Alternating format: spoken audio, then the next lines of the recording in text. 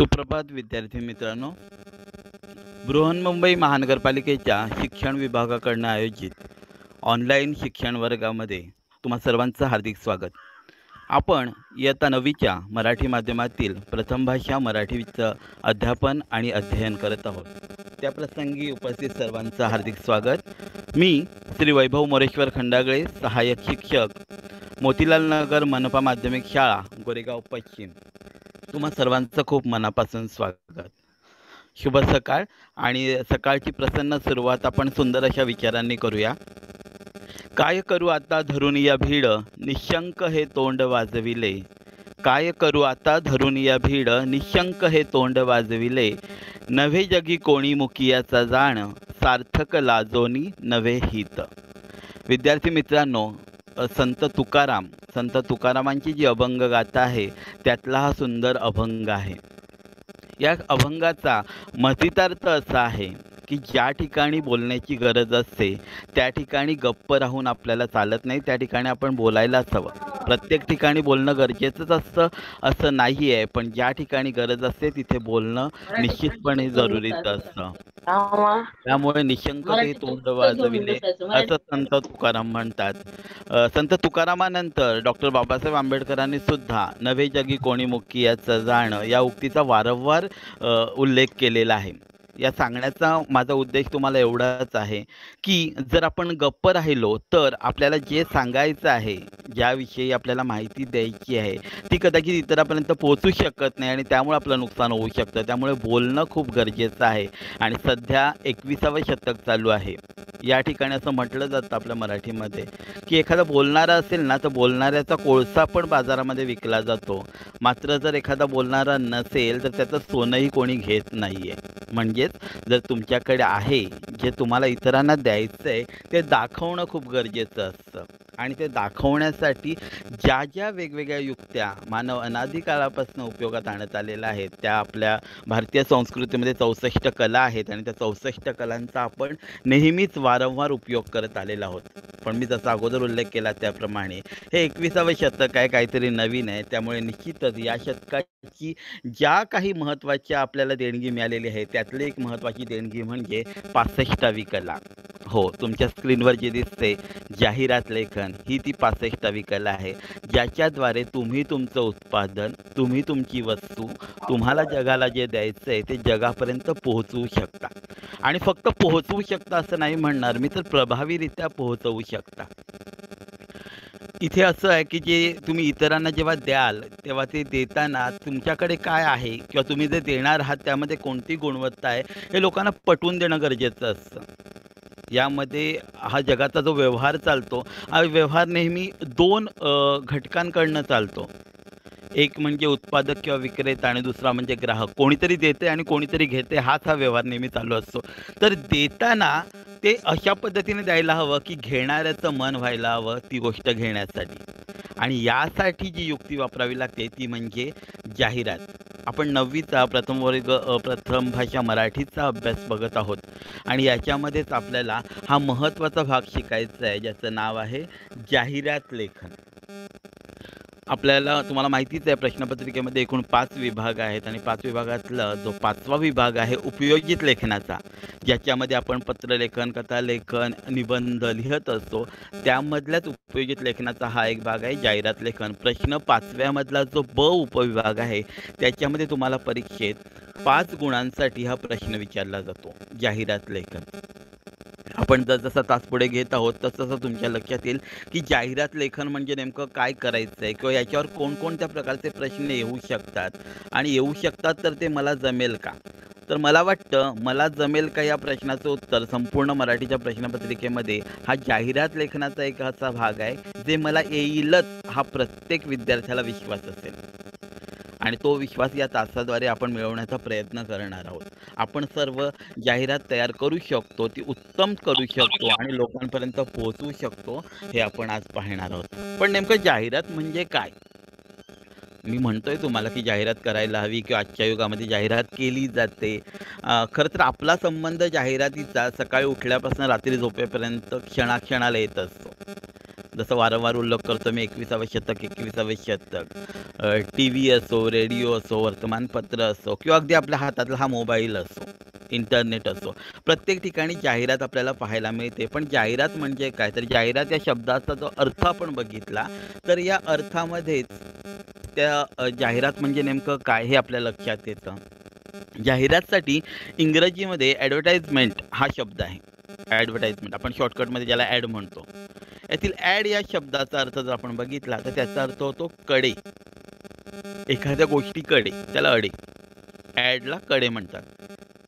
आणि वर्फोचा अर्थ आहे वळणे किंवा लक्ष वेधून घेणे. लक्ष वेधून घेणे. आता तुम्ही ज्या ठिकाणी बसलेला आहात त्या ठिकाणी तुमच्या आजूबाजूची परिस्थिती प्रत्येकाकडे भिन्न आहे. प्रत्येकाच्या आजूबाजूला काहीतरी वेगळं चालू आहे. तरी देखील आपण या ऑनलाईन तासिकेमध्ये लक्ष देत आहोत. का देत आहोत? कारण माझ्याकडनं काहीतरी तुम्हाला सांगणं होत आहे आणि तुमचं त्याच्यामध्ये लक्ष आहे. याला म्हणतात लक्ष वेधून घेणे. तर ही कृती आपण दिवसभरात प्रत्येकजण करत असतो. जाहिरात लेखनामध्ये फक्त त्याच्यामध्ये विशेष लक्ष द्यायचं आहे. आपल्याला लक्ष वेधून घ्यायचं आहे.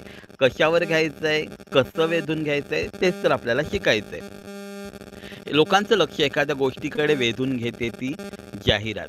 मग तुम्ही समजा रस्त्याने चाललेले आहात, बाजूला होर्डिंग्स दिसतायत, ती जाहिरात असू शकते.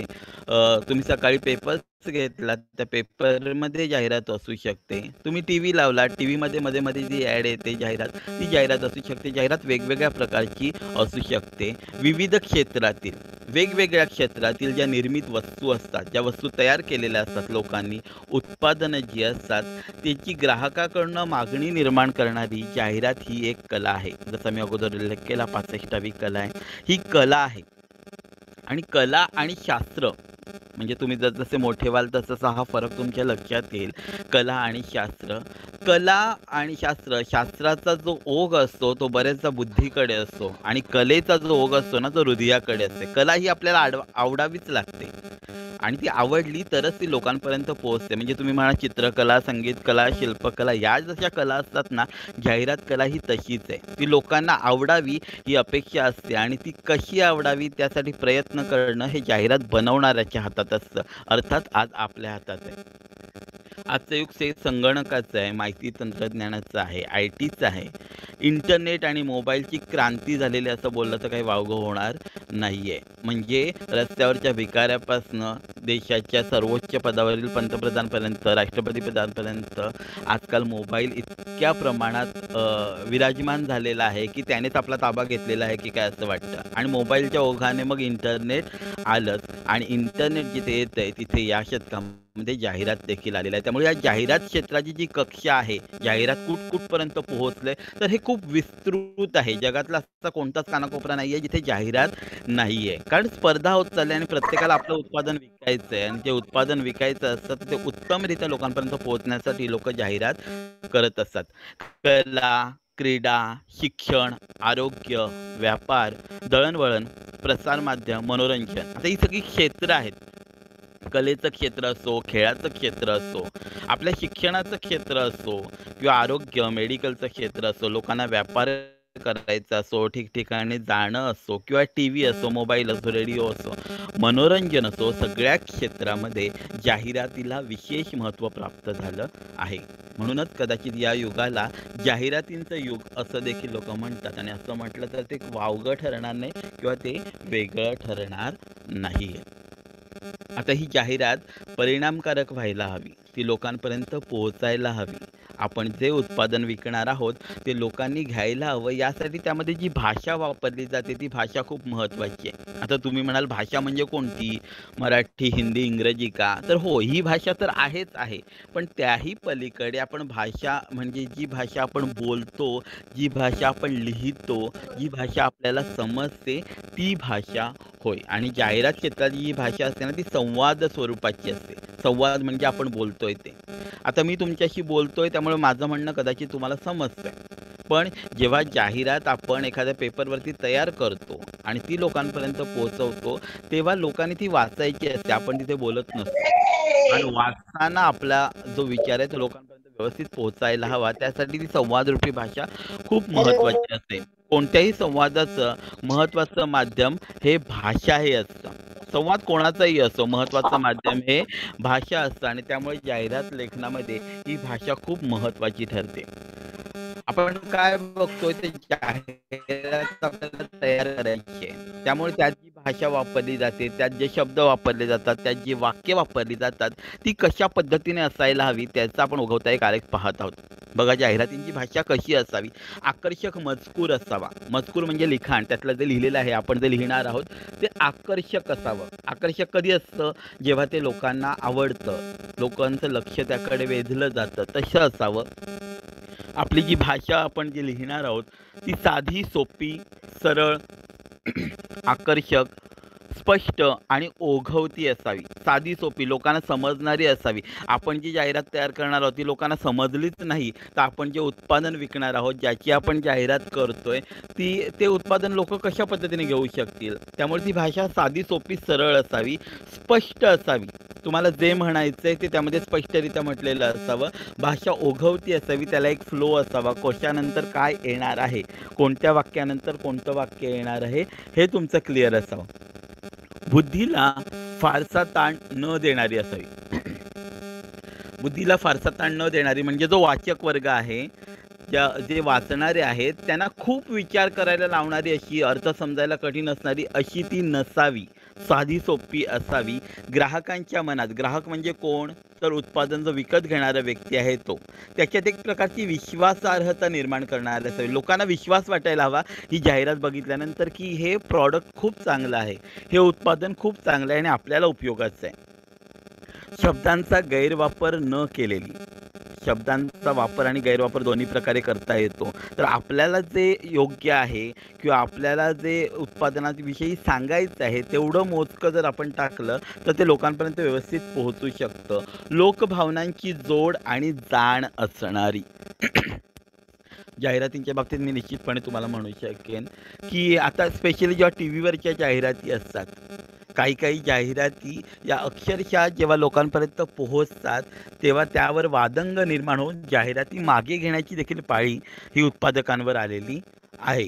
का आलेली आहे? कारण लोकभावनांची जोड त्याला लावली गेली नव्हती. आपण भारतात राहतो, महाराष्ट्रात राहतो, तर यावेळी आपली एक विशिष्ट संस्कृती आहे आणि ही संस्कृती लोकांपर्यंत तनामनात अक्षरशः पोहोचलेली आहे. अशा वेळी या संस्कृतीला छेद देणारी एखादी जाहिरात जर केली, एखादा वेगळा विचार मांडायचा आपण प्रयत्न केला, तर निश्चितपणे ते लोकांना आवडत नाही. जाहिरात आपल्याला मागे घ्यावी लागते. पण त्यावेळी मी हे सुद्धा सांगेन, की आपण महाराष्ट्रात राहतो, आपण भारतात राहतो आणि आपली विचारांची पातळी खूप उच्च असल्यामुळे चौकटीबाहेरचा विचार निश्चितपणे जाहिरातीत करायला हवा. जाहिरात वेचक, अर्थपूर्ण, प्रसन्न आणि परिणामकारक असायला हवी. मोजकी असावी, त्याच्यामध्ये अर्थ असायला हवा, प्रसन्न असायला हवी, लयबद्धता असावी, त्यामध्ये वाचताना त्याची मजा यायला हवी, म्हणजे वाचन देखील मजेशीर व्हायला हवं, अशा प्रकारची असावी. त्यासाठी जिंगल्सचा वापर आपण करू शकतो. जिंगल्स म्हणजे छोटंसं गाणं, छोटीशी स्वरचित कविता, जे आपल्याला दृकश्राव्य माध्यमात टी व्हीवर आपण खूप मोठ्या प्रमाणात पाहतो, पण यावेळी लिहिताना आपण कसं उपयोग करणार आहोत ते बघूया. विनोदाची झालरही असावी. त्या जाहिरातीमध्ये जर तुम्हाला विनोद टाकता आला, एखादी कॉमेडी टाकता आली, तर ते देखील टाकण्याचा आपण प्रयत्न करायला हवा. मी इथे म्हणेन की अट्टहास नको, विनोद असायलाच हवा, असा पण प्रयत्न करायला काहीच हरकत नाही आहे. आणि सर्वात शेवटी महत्त्वाचं आहे, मानवी भावभावना यांची संवेदनशीलता जाणणारी आणि जपणारी असावी. माणसाच्या ज्या भावना आहेत ना, त्यांना हात घालणारी असावी. मी अगोदर म्हटलं ही कला आहे आणि कला असल्यामुळे कला नेहमी हृदयाला साथ घालते आणि जेव्हा हृदयाला साथ घालते ती लोकांना आवडायला असावी. आणि हृदयाला जर तुम्हाला साथ घालायची असेल तर भावनेला आव्हान करावंच लागतं. लोकांचे जे इमोशन्स आहेत, लोकांचं हास्य आहे, लोकांचं रडू आहे, क्रोरी आहे, क्रोध आहे, कोणत्या ज्या भावना आहेत, नवरस जे आहेत, त्यांचा विचार निश्चितपणे जाहिरातीमध्ये आपण करायला हवा. आजचं युग हे जाहिरातीचं युग आहे, मी वारंवार म्हणतोय. तर कोणकोणत्या माध्यमांमध्ये आपल्याला जाहिरात पाहायला मिळते? दूरदर्शन म्हणजे टी व्हीवर पाहायला मिळते, आकाशवाणी म्हणजे रेडिओमध्ये पाहायला मिळते, मासिक म्हणजे दर महिन्याला जी पत्रकं निघतात ते, पण त्याचबरोबर मी दैनिक सुद्धा म्हणेन, जो पुढचा पॉईंट आहे.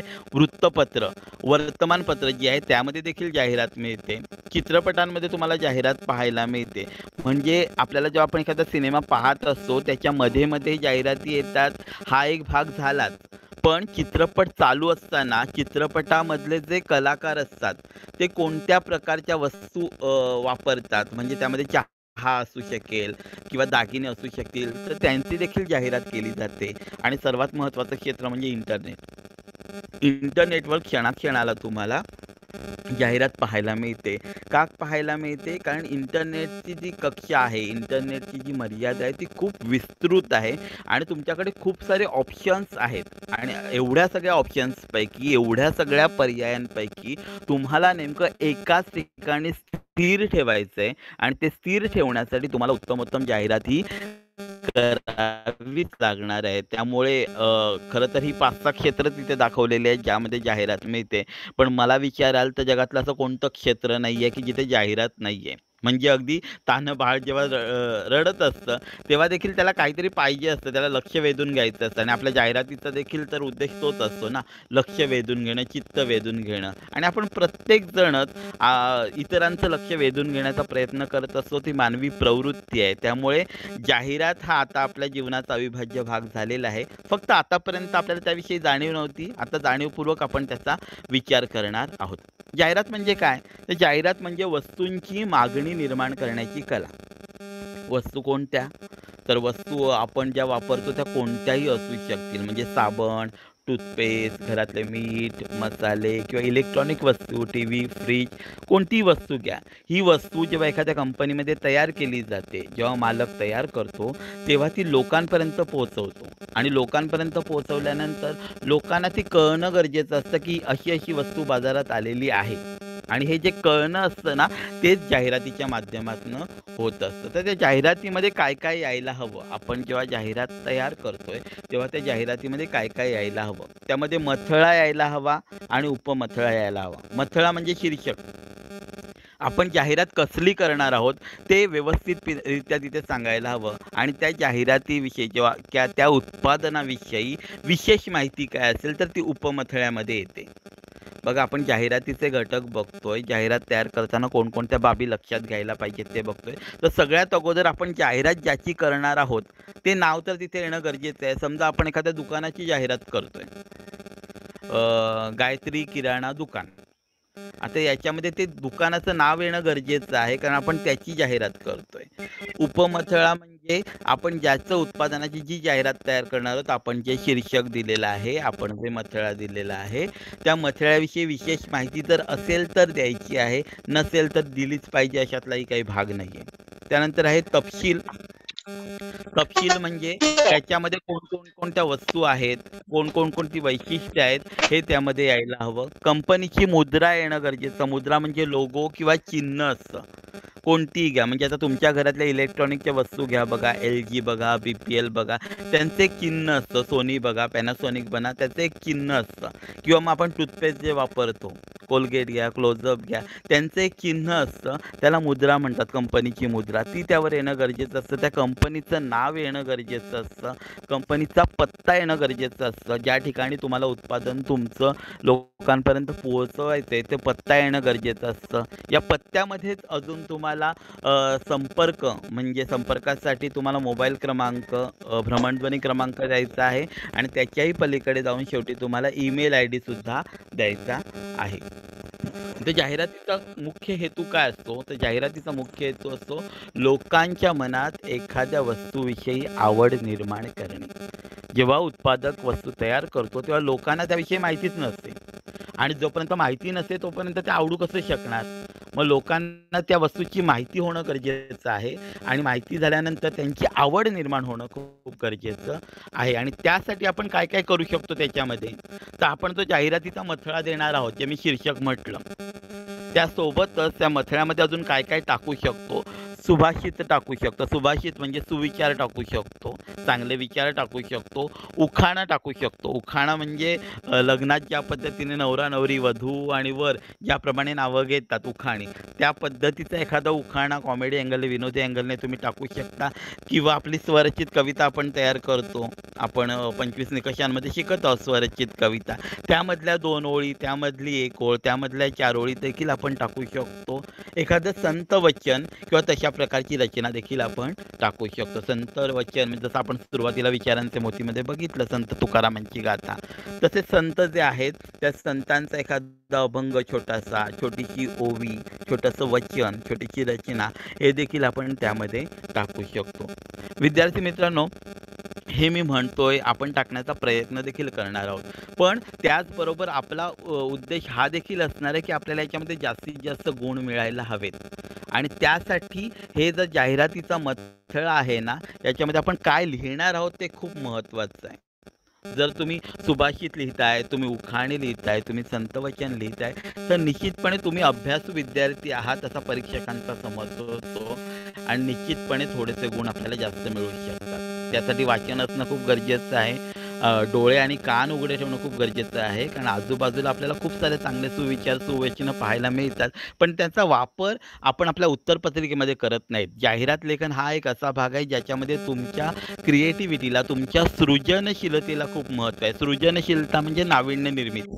आपण वेगळं देऊ शकतो हे त्यामध्ये यायला हवं. आणि स्वरचित कवितांच्या बाबतीत निश्चितपणे माझा अनुभव आहे की आपले सर्व विद्यार्थी हे उत्तम प्रकारे स्वरचित कविता तयार करू शकतात. आतापासून आपल्याला त्याची सवय करून घ्यायची आहे. त्यानंतर आहे बोधचिन्हाचं महत्त्व. मगाशी मी जे मुद्रा म्हटलं ते वस्तूंची ओळख किंवा उत्पादकाची ओळख त्या बोधमुद्रेने, बोधचिन्हाने होते. प्रत्येक कंपनीचा एक लोगो असतो, प्रत्येक कंपनीचं एक चिन्ह असतं. ते जर तुम्ही त्यामध्ये टाकलं तर निश्चितपणे त्याद्वारे मार्क जास्त मिळू शकतात. आता तुम्ही म्हणाल प्रत्येक कंपनीचं माहिती का? तर असं काही गरज नाहीये की जे आहे जसंच्या तुमची क्रिएटिव्हिटी, तुमची सृजनशीलता वेगवेगळी चिन्ह तयार करू शकता.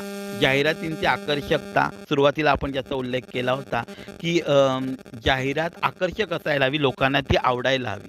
मग त्यासाठी आपण छायाचित्र, मुद्रा किंवा घोषवाक्य यांचा निश्चितपणे विचार करू शकतो, निश्चितपणे त्यामध्ये टाकू शकतो. फोटो जर आपली उत्तम चित्रकला असेल तर त्याद्वारे आपण ते करू शकतो. पण पुन्हा मी तुम्हाला सगळ्यांना सांगेन की हा अट्टहास करू नका. जर आपल्याला उत्तम काढता येत नसेल तर उगीच त्या फंदामध्ये पाडू नका. कारण आपली जाहिरात ही आकर्षक असायला हवी, ती लोकांना आवडायला हवी, ती सुटसुटीत असायला हवी. प्रयत्न निश्चितपणे करायचा आहे. आपण आता सराव करायचा आहे. जर सुंदर छोटी छोटी चित्र त्यामध्ये काढता आली तर त्याचा प्रयत्न निश्चितपणे करायचा आहे. घोषवाक्य आपण 15 ऑगस्ट 26 जानेवारीला जशा घोषणा देतो ना, त्या प्रकारची घोषवाक्य जर त्या उत्पादनासंबंधी आपण ज्याची जाहिरात करतोय त्यासंबंधी जर आपण घोषवाक्य तयार केली तर त्याचा देखील खूप चांगला उत्तम परिणाम होऊ शकतो आणि आपल्याला जास्तीत जास्त गुण मिळू शकतात. अशा प्रकारे आपल्याला जाहिरात लेखन तयार करायचं आहे. पण आपल्याला इयत्ता 9वी मध्ये जे जाहिरात लेखन पाहायचं आहे ना, याच्यामध्ये हा एक भाग झाला जाहिरात तयार करणे. हा खूप महत्त्वाचा भाग आहे, पण हा एक भाग झाला. याच्या व्यतिरिक्त वेगवेगळे प्रश्न जाहिरातींच्या संदर्भात येऊ शकतात. जसं शब्दांवरनं जाहिरात लेखन करा. तुम्हाला शब्द दिले असतील आणि त्या शब्दांवरनं जाहिरात लेखन तयार करायचं आहे. उदाहरणार्थ एखाद्या साबणाचं नाव, सुगंध, आकार असे 3-4 शब्द दिले असतील किंवा छत्री, रेनकोट, पाऊस असे 3-4 शब्द दिले असतील. तुम्हाला तुमच्या सृजनशीलतेने ओळखायचं आहे की ही जाहिरात नेमकी कशाची आहे आणि तुम्हाला मग ती जाहिरात तयार करायची आहे. यावर दुसरा प्रश्न येतो, जाहिरात देऊन त्यावरील कृती सोडवणे. म्हणजे आपण प्रश्नपत्रिके किंवा कृतीपत्रिकेमध्ये जसा उतारा दिलेला असतो आणि उतार्यावरनं आपण प्रश्नोत्तरं लिहितो, तसंच जाहिरात तयार करून दिलेली असेल प्रश्नपत्रिकेमध्ये, तुम्हाला त्या जाहिरातीवरून खाली जे प्रश्न दिलेले असतात त्याची उत्तरं शोधायची आहेत. सेम आपण उतार्यामध्ये जे करतो त्या पद्धतीने तिथे करायचं आहे. त्यानंतर विषय देऊन जाहिरात लेखन केलं जातं. एखादा विषय दिला जातो आणि त्या विषयावर आधारित तुम्हाला जाहिरात लेखन करा असं सांगितलं जातं. संगणक वर्गाची जाहिरात, तर मग ती जाहिरात आपल्याला तयार करायची असते. किंवा एखादी जाहिरात दिलेली असते, त्यांनी तयार करून दिलेली असते, पण ती जाहिरात अधिक आकर्षक होण्यासाठी तिचं पुनर्लेखन करायला सांगितलं जातं. पुनर्लेखन म्हणजे पुन्हा लिहायचे. तीच जाहिरात आपल्याला पुन्हा लिहायची आहे. पण पुन्हा लिहायची म्हणजे कॉपी करायची नाही आहे, जशीच्या तशी करायची नाही आहे. तर पुन्हा तुमच्या सृजनशीलतेला आव्हान देता येते. पुन्हा तुम्ही किती नाविन्य निर्मिती करू शकता. एखादी जाहिरात जी उत्तम आहे ती अजून उत्तम वेगळ्या प्रकारे कशी करू शकता, यासाठी तुम्हाला पुनर्लेखन दिलं जातं. आणि कधी-कधी काही मुद्दे दिले जातात आणि त्या मुद्द्यांवर आधारित तुम्हाला जाहिरात लेखन देखील करावं लागतं. ही जाहिरात लेखन करताना आपल्याला काय लक्षात घ्यायचं आहे, कोणत्या गोष्टी लक्षात घ्यायच्या आहेत? प्रथम आपल्याला आपल्याला पानावरती चौकट टाकून घ्यायची आहे. म्हणजे उत्तरपत्रिकेसंबंधी मी सांगतोय. जाहिरात लेखनासाठी एक स्वतंत्र पेज वापरा. जर एक अगोदरच्या प्रश्नामधला थोडासा भाग राहिला असेल किंवा तिथे थोडीशी जागा राहिली असेल, तर अशा ठिकाणी कंजूसपणा करू नका, तिथे लिहू नका. जाहिरात लेखनासाठी एक स्वतंत्र पेज घ्या आणि त्या स्वतंत्र पेजला एक चौकट आखून घ्या. याच्यावर आपल्याला जाहिरात लिहायची आहे. काही गोष्टी बेसिक आहेत त्या तुम्ही लक्षात घ्या. आधी जाहिरात लिहिताना आपल्याला ती पेनानेच लिहायची आहे. पेन्सिलचा वापर करायचा नाही आहे.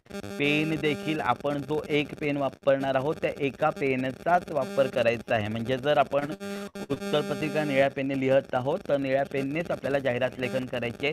त्याच्यामध्ये काळा, हिरवा, लाल कोणताही पेन आपल्याला वापरायचा नाही आहे. पेन्सिलचा वापर करायचा नाही आहे.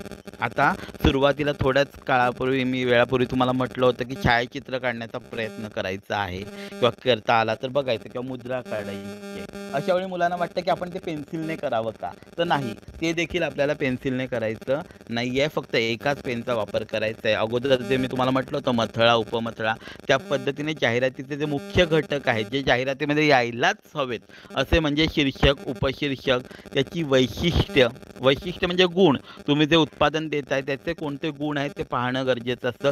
पत्ता लिहिणं गरजेचं असतं. तर पत्ता काल्पनिक तुम्ही देऊ शकता. आपण आपल्या मनाने कोणताही पत्ता देऊ शकतो. संपर्क क्रमांक देऊ शकतो. संपर्क क्रमांक म्हणजे मोबाईल नंबर. तुम्ही तुमचा मोबाईल नंबर लिहायचा नाहीये. फक्त मोबाईलमध्ये किंवा भ्रमणध्वनीमध्ये 10 अंक असतात याचा तुम्हाला विचार करायचा आहे आणि त्या पद्धतीने कोणतेही अंक टाकायचे आहेत किंवा पहिले 4 अंक टाकून त्याच्यापुढे x या पद्धतीने केलं देखील तरी देखील चालेल. हा तुम्हाला टाकायचा आहे क्रमांक, भ्रमणध्वनी क्रमांक आणि त्यानंतर ईमेल आय डी तुमचा टाकायचा आहे. ईमेल आय डी टाकताना रँडमली कोणताही टाकता येईल. तुम्ही तुमचा जर असेल तर तो टाकला तरी देखील चालेल. ज्या उत्पादनाची तुम्ही जाहिरात तयार करत आहात त्याचा ईमेल आय डी तयार केला तरी चालेल किंवा अगदी काहीच नाही जमलं तर abc123@gmail.com असं केलं तरी देखील चालू शकेल. abc123@gmail.com gmail.com हे येणं गरजेचं आहे. तुम्ही जो ईमेल आय डी लिहिणार आहात तो स्मॉल लिपीमध्ये लिहिणं गरजेचं आहे. आपण इंग्रजीमध्येच लिहायचं आहे मात्र तो स्मॉल लिपीमध्ये लिहायचा आहे. तुमच्यासमोर बघा एक नमुना म्हणून फक्त आपण ही जाहिरात बघतोय. या जाहिरात कशा पद्धतीने केलेली आहे. पहिल्यांदा तर तो आकार बघा, चौकोनी आकार पूर्ण आहे. असं बंधन नाही आहे की ते चौकोनीच असायला हवं, पण जर चौकोनी केलं तर ते पेजवर व्यवस्थित दिसतं म्हणून त्याचा प्रयत्न करायचा आहे. आता ही जाहिरात आहे ती कम्प्युटरवर किंवा संगणकावर तयार केलेली आहे त्यामुळे ते आकार तेवढे जमलेले आहेत, पण आपण आपल्या हाताने देखील उत्तम करू शकतो. मथळा, उपमथळा बघा, ते छत्रपती शिक्षण मंडळाचे नूतन ज्ञान मंदिर दिसतंय तुम्हाला. ह्यामध्ये तुम्हाला मला फक्त एवढं सांगायचं आहे की हे सगळं मराठीतनं लिहिलं आहे. आपण भाषा बघत होतो, हे सगळं मराठीतनं लिहिलेलं आहे. पण मराठीतनं लिहिताना त्याच्यामध्ये व्हेरिफिकेशन वेगवेगळेपणा काय काय आहे हे देखील पाहायचं. वेगवेगळेपणा म्हणजे अक्षरांचा वेगळेपणा, अक्षर मोठी, अक्षर लहान, अक्षर गडद, अक्षर फिकट किंवा जी भाषा आहे ती भाषा आपल्या हृदयाला आवाहन करणारी. म्हणजे सुरुवातीचं ते वाक्य बघा ना, गेल्या 30 वर्षात ज्ञानदानाची अखंड धुरा वाहणारी, आदर्श शाळा, पुरस्कार प्राप्त व शासन मान्य असते. असं काय होतं जी वाचणारा माणूस असा विचार करतो, प्रति वर्ष ही लोक उत्तम काम करत आहेत म्हणजे निश्चितपणे विश्वास आपण यांच्यावरती ठेवू शकतो. ही विश्वासार्हता त्याच्यामध्ये येणं गरजेचं असतं. जी तुम्ही भाषा वापरणार आहात ती भाषा स्ट्रॉंग असायला हवी. तुम्हाला जे म्हणायचे ते क्लिअर लोकांपर्यंत पोहोचायला हवं. खाली तुम्हाला शाळेची ठळक वैशिष्ट्य दिसत आहेत. आपण जे उत्पादन घेणार आहोत त्या उत्पादनाची वैशिष्ट्य तुम्हाला लिहायची आणि ते शाळेची वैशिष्ट्य सांगितलेले आहेत. आपल्याला जर वेगळी काही करायची असेल म्हणजे आपल्याला एखाद्या किराणा दुकानाची जाहिरात करायची असेल तर किराणा दुकानाची वैशिष्ट्य वेगळी असू शकतील. त्यांच्याकडे कोणत्या वस्तू मिळतात, त्या कशा दरामध्ये मिळतात, ते सेवा कशी घरपोच देतात किंवा सेवा कशी तत्पर देतात, या पद्धतीने वेगवेगळी वैशिष्ट्ये आपण त्यामध्ये टाकू शकतो.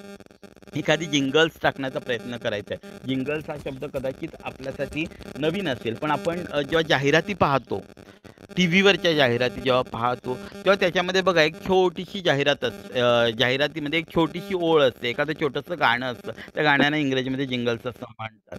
तर ते छोटंसं वाक्य, छोटंसं गाणं वेळी करण्याचा प्रयत्न आपल्याला करायचा. उदाहरण द्यायचं झालं तर नवनीतची एक जाहिरात येते बघा. नवनीत हाती आले हो, अवघड सोपे झाले हो. खूप छोटं वाक्य आहे. पण ते बोलताना मजा येते, बोलताना लय मिळतो आणि निश्चितपणे आपोआपच तोंडावर ते आल्यामुळे ते मनात पटकन उतरतं. तर अशा पद्धतीने आपल्याला प्रयत्न करायचा आहे. एखादं वाक्य, एखादी 4 ओळी ही एका किंवा 2 ओळींची देखील असू शकेल, ते टाकण्याचा प्रयत्न करायचा आहे. त्यानंतर अगोदर उल्लेख केल्याप्रमाणे ते कुठे उत्पादन मिळतं त्याचा पत्ता देणं गरजेचं आहे. संपर्क क्रमांक म्हणजे मोबाईल नंबर, ह्या गोष्टी मी पुन्हा पुन्हा सांगतोय त्या विसरू नका. ते देणं गरजेचं आहे, संपर्क क्रमांक. आणि शेवटी ईमेल आय डी देणं देखील गरजेचं आहे. हे सगळं तुम्हाला एका पेजमध्येच बसवायचं आहे. तुम्ही अक्षरं वेगवेगळी करू शकता.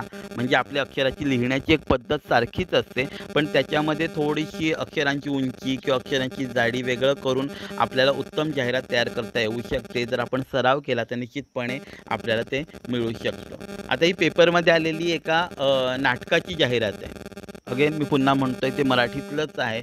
मात्र अक्षरं कशा पद्धतीने लिहिलेली आहेत ते बघा तुम्ही.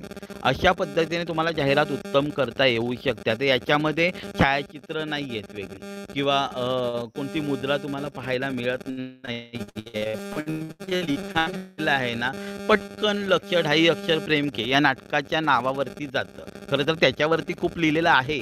पण आपलं सगळ्यात अगोदर लक्ष कुठे जातं?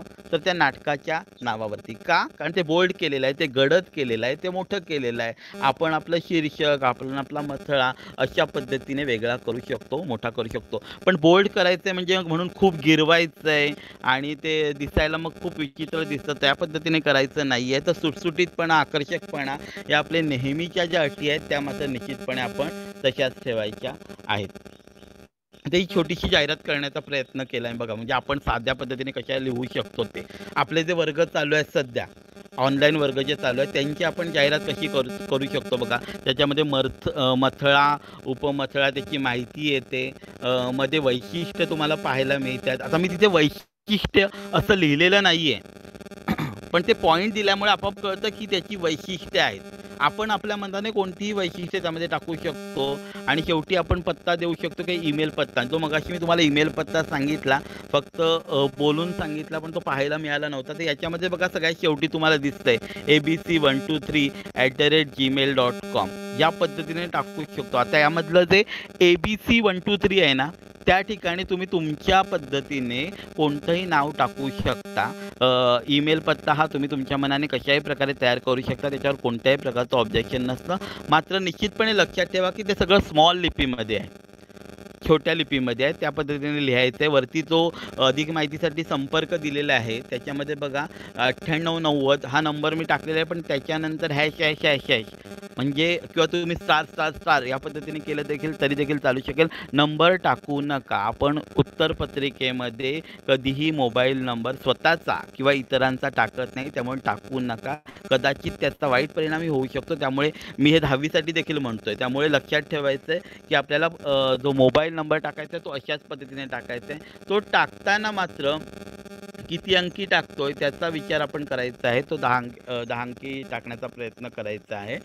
त्यानंतर 10 अंकी टाकायचा आहे. पण पुन्हा एकदा सांगेन की 21सावं शतक आहे आणि खूप बदल होतोय. कदाचित म्हणजे आपल्या गव्हर्नमेंटकडनं आता नोटिफिकेशन्स येत आहेत. जानेवारी महिन्यापासून आपले जे मोबाईल नंबर्स आहेत त्यांच्या अगोदर आपल्याला 0 लावावं लागणार आहे. त्यामुळे 11 अंकी आपला मोबाईल नंबर असू शकतो, होऊ शकतो. पुढच्या महिन्यात ते आपल्याला कळू शकेल. तर हे आजूबाजूचं ध्यान देखील आपल्या लक्षात असायला पाहिजे आणि या छोट्या-छोट्या गोष्टींनी आपल्याला आपले गुण वाढू शकतात. परीक्षकांवर निश्चितपणे सकारात्मक किंवा पॉझिटिव्ह परिणाम होतो. वरती बघा तुम्हाला शिक्षणाची ज्याला आस, प्रत्येकाला शिक्षण आमचा ध्यास. आता हे कोणतंही मनात आलं ते पटकन मी वाक्य तयार केलं. जे जिंगल्स मी म्हणत होतो, जे चारोळी मी म्हणत होतो, एखादं वाक्य जे म्हणत होतो, आपल्या मनाने कोणतंही देऊ शकतो आपण. जाहिरात आपली आहे ना, आपण तयार करतोय आणि आपलं प्रतिबिंब त्यात असायला हवं. आपले विचार त्यात असायला हवे. तर ही जाहिरात ज्याने तयार केलेली आहे, ते लोकांना कळायला हवं आणि ते कशाप्रकारे कळता येईल, तर आपल्या वाक्याने, आपल्या शब्दरचनेने. तर त्याचा प्रयत्न आपण निश्चितपणे त्याचा करायचा आहे. मी काही अक्षरं बोल्ड करण्याचा प्रयत्न केला. आता हे मोबाईलवर तयार केलंय, त्यामुळे मला ते थोडंसं सोपं पडलं बोल्ड करणं, फिकट करणं. पण आपण लिहिताना पेनचा थोडासा प्रेशर देणं आणि हलक्या हाताने घेणं या पद्धतीने आपण ते करू शकतो. अ, मी एक उल्लेख केला होता, की जाहिरात असताना त्या जाहिरातींवर आधारित खाली कृती दिलेली असते. तर त्या कृती समोर तुमच्या दिसते बघा. एका योग शिक्षण केंद्राची जाहिरात आहे. योगासन वर्ग. योगासने शिका, सुदृढ बना, तणावमुक्त व्हा. विविध योगासने, प्राणायाम व आहार याबाबतचं मार्गदर्शन. वयोगट दिलाय त्यांनी 10 ते 17 वर्ष. कालावधी आहे 1 मे ते 15 मे. नाव नोंदणी आवश्यक. स्थळ दिलंय योग शिक्षण केंद्र, 26 सोमवार पेठ, आदमपूर. खूप सोपी आणि साधी जाहिरात तयार करून दिलेली आहे. पण जसा आपण उतारा असतो आणि त्या उतार्यावर आधारित खाली कृती सोडवतो, अगदी त्याच पद्धतीने याकडे बघायचं आहे. खाली कृती दिलेल्या आहेत आणि त्या कृतींविषयीची जी उत्तरं आहेत, ती उत्तरं कुठे सापडणार आहेत? आपल्याला आपल्या मनाने लिहायची आहेत का? नाही. वरती जी जाहिरात दिलेली आहे त्यामध्येच ती उत्तरं आहेत. बघा, योगासने शिकण्याचे हेतू. योगासने का शिकायचे? हे आता आपल्या मनाला ते येतं, आपल्याला ते माहिती आहे, कशासाठी योगासनं शिकायची असतात. पण आपल्याला मनापेक्षाही समोर जे जाहिरात दिलेली आहे त्यातनं ते उत्तर शोधून लिहायचं आहे. सुदृढ बनण्यासाठी आणि तणावमुक्त होण्यासाठी. खाली शब्दजाल पूर्ण करा. बघा, योगासन वर्गाची वैशिष्ट्य. काय काय याची वैशिष्ट्ये आहेत? तर ते देखील वरतीच उत्तर सापडतंय. विविध योगासनं, प्राणायाम आहे, आहार याचं मार्गदर्शन आहे किंवा वयोगट देखील यामध्ये तुम्ही टाकू शकता. याचा कालावधी कधी आहे ते टाकू शकता. आणि शेवटचा प्रश्न याच्यामध्ये आहे, जो पुन्हा एकदा तुमच्या सृजनशीलतेला, नाविन्य निर्मितीला आव्हान करतो. हीच जाहिरात अधिक आकर्षक बनवण्यासाठी तुम्ही त्यात कोणकोणते बदल सुचवाल? बदल सुचवाल, आता याच्यामध्ये कोणकोणते येऊ शकतात? आपण आकार बदलू शकतो.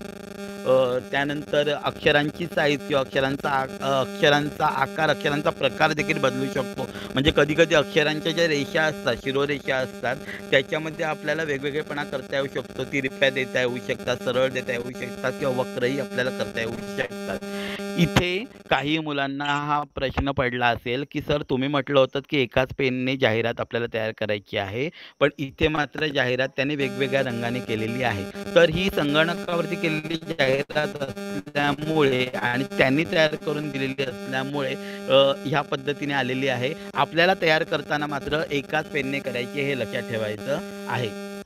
त्यानंतर अजून एक प्रकार मी सांगितला होता, शब्दांवरून आकर्षक जाहिरात तयार करा. शब्द बघा, छत्री, रेनकोट, पाऊस दिलेला आहे. याच्यावर आधारित तुम्हाला जाहिरात तयार करायची. हा आपला होमवर्क असणार आहे. पुढच्या तासाला येईपर्यंत तुम्ही लिहा, जाहिरात तयार करा. ज्याच्यामध्ये छत्री, रेनकोट आणि पाऊस हे शब्द यायला हवेत. कमीत कमी शब्दामध्ये उत्तम जाहिरात करण्याचा प्रयत्न करा. जी तुम्ही शब्दरचना किंवा वाक्यरचना टाकणार आहात, ती समजण्यास सोपी असायला हवी. या पद्धतीचा वापर तुमच्या शब्दांमध्ये असायला हवा. अलंकार किंवा काव्य, कवितेचा उपयोग करण्याचा प्रयत्न त्यामध्ये करा. जिंगल्स, एखादी चारोळी, एखादं छोटंसं गाणं त्यामध्ये टाकण्याचा प्रयत्न करा. आणि काळ बदलतोय, त्यामुळे काळानुरूप जाहिरातीमध्ये देखील भाषा वापरणं खूप गरजेचं आहे. अशा पद्धतीने तुम्हाला जाहिरात तयार करायची आहे. जाहिरातींवर आधारित कृती सोडवायची आहे. कधी-कधी शब्द दिलेले असतील किंवा कधी-कधी विषय दिलेला असेल, त्यावर देखील तुम्ही जाहिरात तयार करू शकता. अ, विद्यार्थ्यांना काही प्रश्न विचारायचे असतील तर आपण ते बघणार आहोत अगदी 2 मिनिटांमध्ये. आपला वेळ संपत आलाय. सर